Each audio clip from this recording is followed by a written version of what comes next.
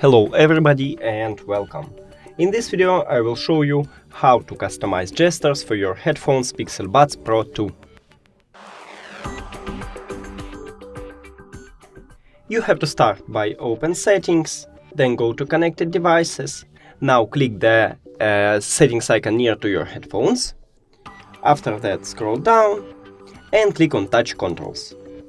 And we have just one option to customize. It's just a press and hold, so just click on it, customize, and we haven't a lot of options here, so I prefer to take a assistant for my right earbud, skip, and that's all. You can also turn off transparency and active noise cancelling for a ANC gesture, so by clicking that.